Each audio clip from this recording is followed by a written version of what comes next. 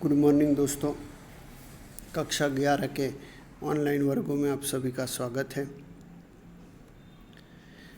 दोस्तों, आज हम नामा के मूल तत्व विषय के चैप्टर नंबर 2 व्यवहारों की दोहरी असर और खातों के प्रकार में आगे की पढ़ाई करेंगे। दोस्तों, पिछले वीडियो में हमने रोकड़ व्यवहार, उधार व्यवहार, आर्थिक व्यवहार और बिना आर्थिक व्यवहार के बारे में पढ़ाई की थी। दोस्तों, हम आज वाउचर से शुरुआत करेंगे।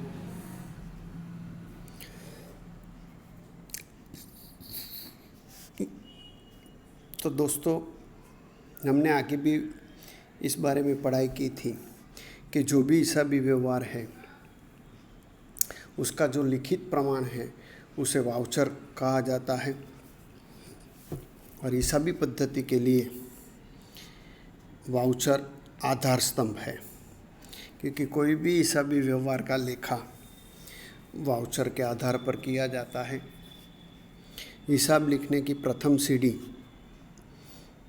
वाउचर है। वाउचर धंधाकीय व्यवहार का लिखित प्रमाण है। वाउचर धंधाकीय व्यवहार का लिखित प्रमाण है। वाउचर के आधार पर व्यवहार का प्रकार निश्चित होता है। माने व्यवहार रोकड़ व्यवहार, साख का व्यवहार, खरीद का व्यवहार, बिक्री का व्यवहार, बैंक का व्यवहार, खर्च का व्यवहार, आवक का व्यवहार, संपत्ति का व्यवहार, दायित्व का व्यवहार आदि प्रकार वाउचर के आधार पर निश्चित होते हैं। और उसी तरह किन दो पक्षकारों के बीच व्यवहार हुआ है उस संबंध का लिखित और मान्य प्रमाण के रूप में वाउचर का उपयोग होता है।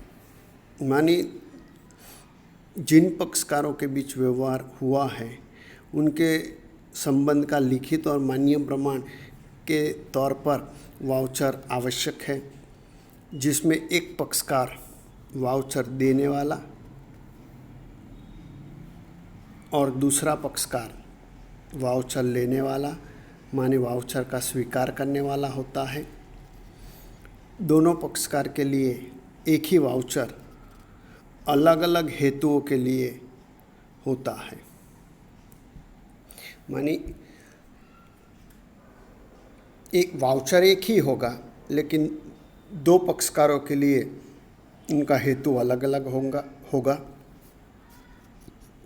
व्यवहार का प्रकार निश्चित होने के बाद हिसाबी पद्धति से संबंधित नियम के आधार पर व्यवहारों को धंधा की बही में लिखा जाता है।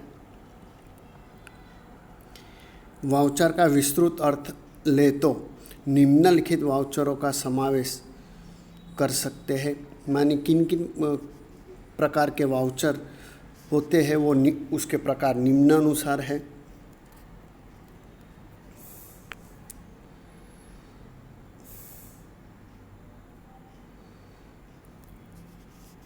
सबसे पहला बिक्री बिल,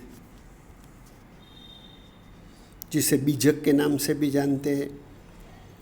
माने जब माल की बिक्री की जाए तब जो बिल बनेगा उसे बिक्री बिल कहा जाएगा।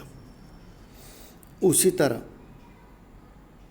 खरीद बिल, तो जब माल की खरीदी की जाए तो जब जो बिल प्राप्त होगा वो खरीद बिल होगा।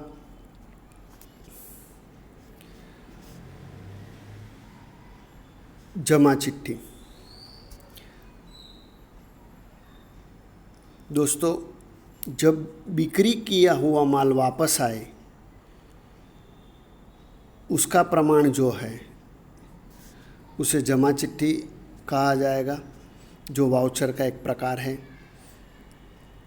उधार चिट्ठी, माल वापस किया का प्रमाण, माने जब खरीदा हुआ माल कोई भी कारण से जिसके पास से खरीदा है उसको वापस किया जाए तो जो चिट्ठी बनाई जाएगी वो उधार चिट्ठी कही जाएगी। चेक का आधा भाग, बैंक में से रकम निकालने का प्रमाण या किसी व्यक्ति को चेक के माध्यम से माने बैंक के माध्यम से रकम चुकाने का प्रमाण भी कहा जाएगा। पे इन स्लिप, बैंक में रकम भरने के उपयोग में लिया वाउचर। दोस्तों, वर्तमान समय में पे इन स्लिप माने बैंक में आप जब नगद भरने जाओ तो जो पर्ची भरकर बैंक में देनी होती है उसे पे इन स्लिप कहा जाएगा। माने उसका आधा हिस्सा कैशियर ले लेगा और दूसरे आधे हिस्से पर थप्पा लगाकर ग्राहक को माने खाता धारक को वो वापस देगा, तो पे इन स्लिप हुआ। दी रसीद, तो कि जब रकम मिली है माने जब रकम प्राप्त हो तो उसके बदले जो रसीद दी जाएगी उसे दी रसीद कहा जाएगा। माने रकम प्राप्त हुई है उसका वो लिखित प्रमाण बनेगा। उसी तरह प्राप्त रसीद, तो कि जब रकम चुकाई जाए तो उसका जो लिखित प्रमाण मिलेगा उसे प्राप्त रसीद कहा जाएगा। उसी तरह खर्च के बिल, रोकड़ से या चेक से चुकाया खर्च का प्रमाण, माने जब भी खर्च चुकाया जाएगा तो उस खर्च चुकाए का जो प्रमाण बनेगा वो खर्च के बिल कहा जाएगा।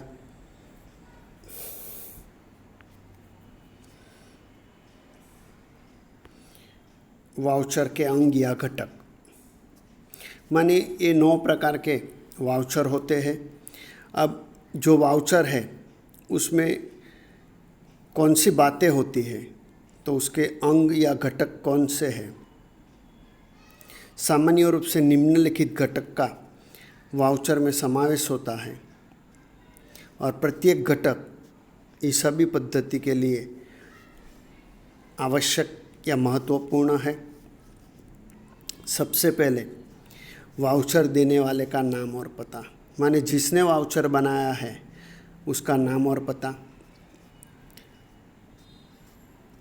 और जिसके लिए वाउचर बनाया है माने वाउचर पाने वाले का नाम और पता, वाउचर किस तारीख को बनाया वो तारीख, वाउचर नंबर।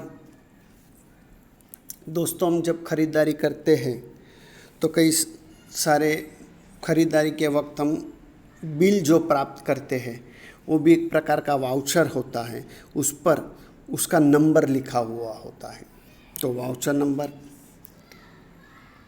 अंकों और शब्दों में रकम, माने कितनी रकम का वाउचर है वो रकम अंक में और शब्द में। बिल बनाने वाले की माने वाउचर बनाने वाले की साइन, बिल लेने वाले की सही,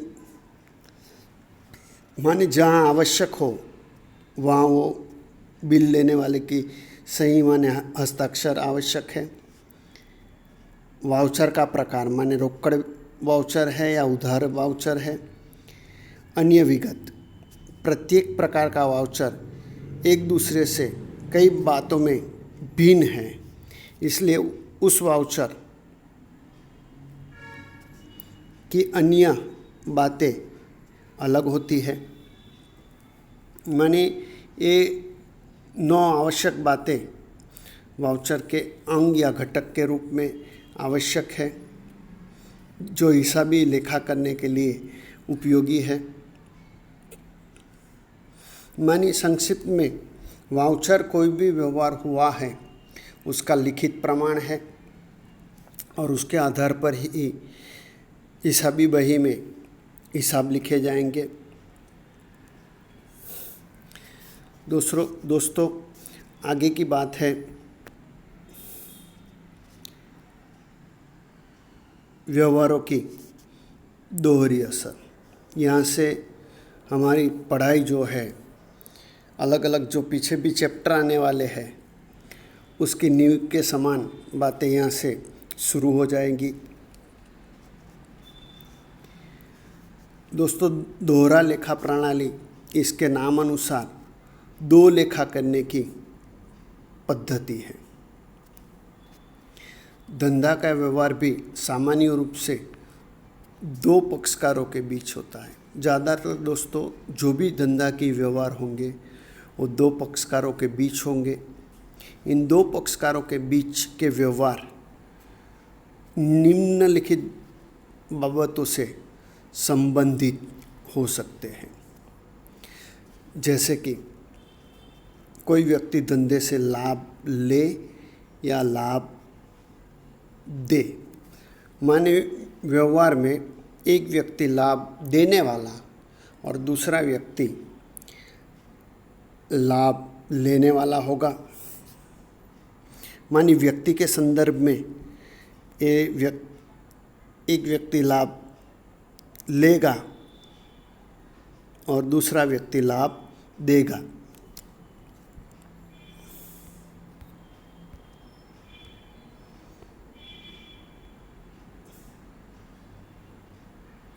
दूसरा, धंधा में माल संपत्ति बढ़ेगी या घटेगी।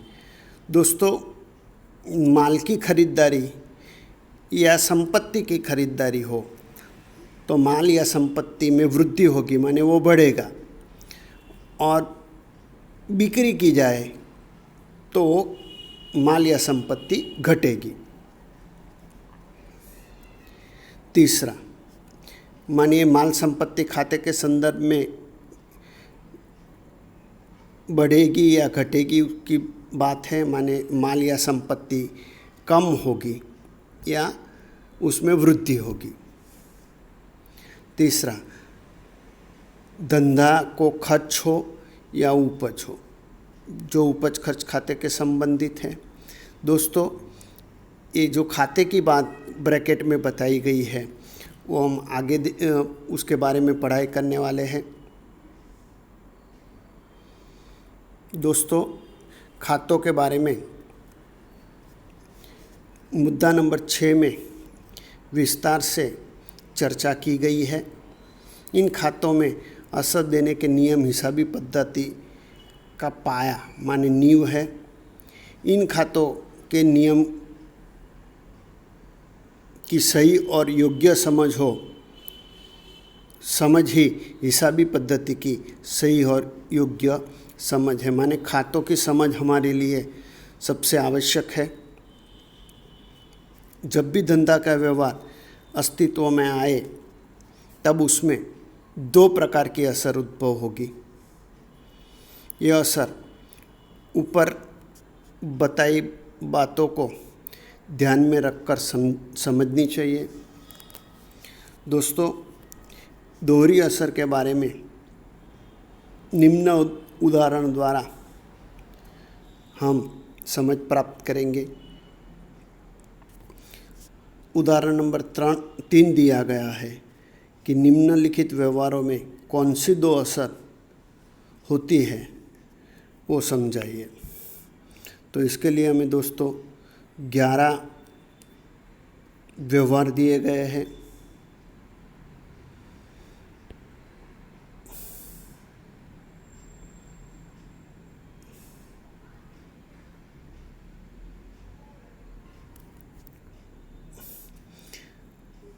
तो ये 11 व्यवहारों के आधार पर मनोज जो है वो मनोज के धंधा के व्यवहार दिए गए हैं। उनकी दो असरों का स्पष्टीकरण हमें करना है जो निम्नानुसार होगा। इसके लिए हमें दोस्तों निम्नानुसार दोहरी असर के लिए खाने तैयार कर देने होंगे। तो सबसे पहला व्यवहार बताया गया है 20,000 रोकड़ लाकर धंधा प्रारंभ किया। तो दोस्तों, यहाँ मनोज ने 20,000 रोकड़ लाकर धंधा प्रारंभ किया है।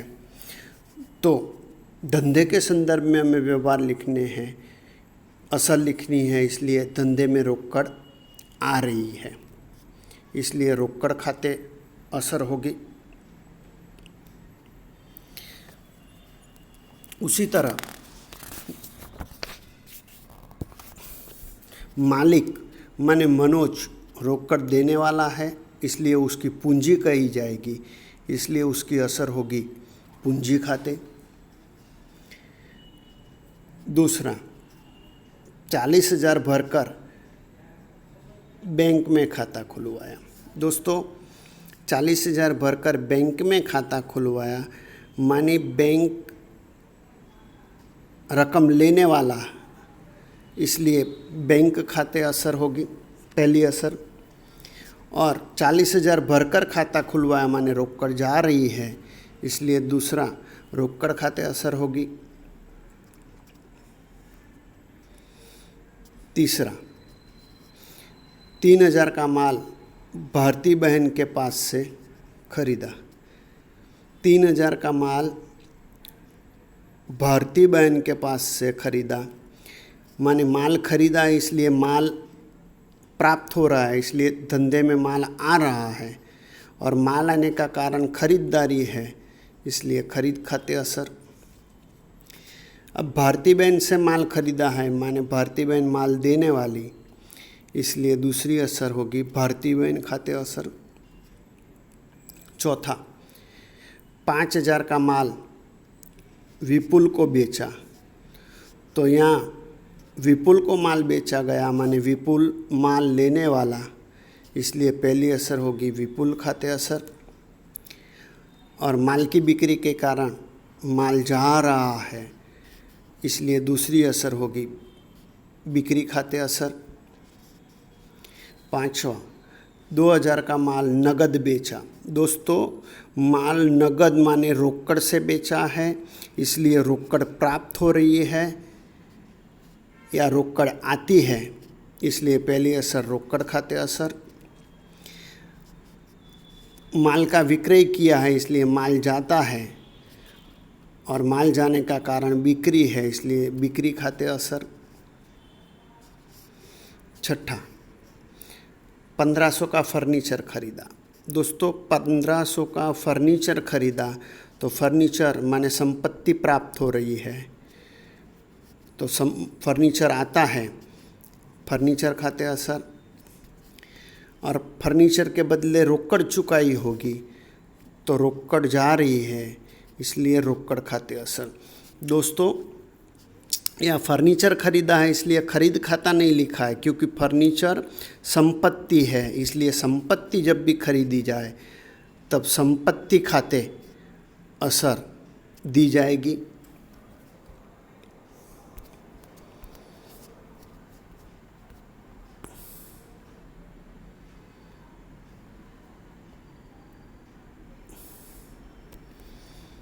सातवां, 200 कमीशन चुकाया,